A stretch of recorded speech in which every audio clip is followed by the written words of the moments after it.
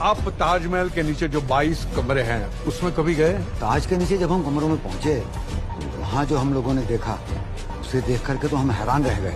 और अहम बात यह कि क्या था उन कमरों में जो रातों रात दीवारों में चुनवा दिए, क्या? दोस्तों वैसे तो ताजमहल की कंट्रोवर्सीज का इतिहास काफी लंबा रहा है, लेकिन अपनी कहानी की शुरुआत करते हैं सबसे रीसेंट कंट्रोवर्सी से।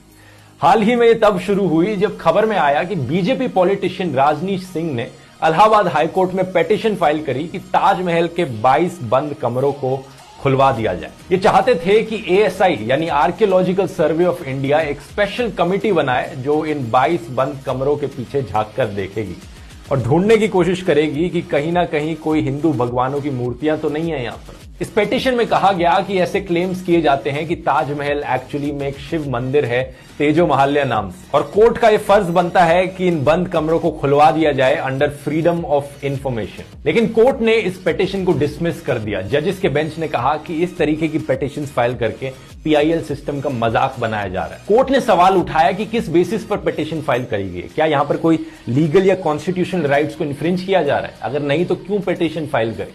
हिस्टोरिकल रिसर्च करना हिस्टोरियंस का काम है और उसके लिए प्रॉपर मेथोडोलॉजी फॉलो की जानी चाहिए। लेकिन अगर आपको लग रहा है दोस्तों ये पिटीशन डिसमिस होने के बाद ये राज ही रह जाएगा तो चिंता मत कीजिए। इस वीडियो में सच जरूर बताऊंगा इस राज के पीछे क्या है।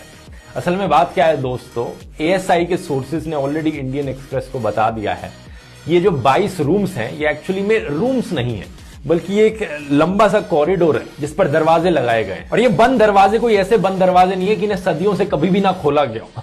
ASI के स्टाफ इनके अकॉर्डिंग ताजमहल के इन कमरों को हर हफ्ते जाकर या 2 हफ्ते में एक बार जाकर इनकी सफाई करता रहता है। एक रिटायर्ड ASI ऑफिशियल ने बताया कि यहाँ दीवारों पर कुछ भी नहीं है और बेसमेंट में ऐसे कमरे बने रहना कोई अनयूजुअल चीज नहीं है मुगल मॉन्यूमेंट्स के लिए। जो हुमायूंस टूम है दिल्ली में और जो सफदरजंग टूम है वहां पर भी ऐसे ही अंडरग्राउंड बेसमेंट में कमरे हैं जो एक तरह का कॉरिडोर बना रहे हैं और ये स्ट्रक्चरल एलिमेंट के तौर पर काम कर रहे हैं जिसके ऊपर पूरा ये ढांचा टिका हुआ है। एक और रिटायर्ड ASI ऑफिशियल ने बताया कि एक्चुअली में ये जो एरिया है ये इसलिए बंद किया गया है क्योंकि टूरिस्ट के लिए कुछ है ही नहीं वहां पर देखने के लिए। अननेसेसरली उन्हें खोलकर रखा जाएगा तो ज्यादा भीड़ आ जाएगी और मॉन्यूमेंट को प्रिजर्व रखने के लिए उन एरियाज को लॉक करके रखा गया। ताजमहल आखिर में एक प्रोटेक्टेड वर्ल्ड हेरिटेज साइट है जहां पर हर रोज 1 लाख से ज्यादा लोग आते हैं, तो कॉन्स्टेंटली इतने ज्यादा लोगों के आने जाने से वेयर एंड टियर ना हो, मॉन्यूमेंट प्रोटेक्टेड रहे। अब पिटीशन के डिसमिस होने के बाद भी ASI ऑफिशियल्स का इतना सब कहने के बाद भी ये डिबेट बंद नहीं हुई। कुछ मीडिया वालों ने, सोशल मीडिया पर कुछ लोगों ने इस डिबेट को जबरदस्ती जारी रखा। ऑलमोस्ट ऐसा लग रहा था कि मानो किसी को फायदा पहुंच रहा हो ऐसी चीजों पर चर्चा करके।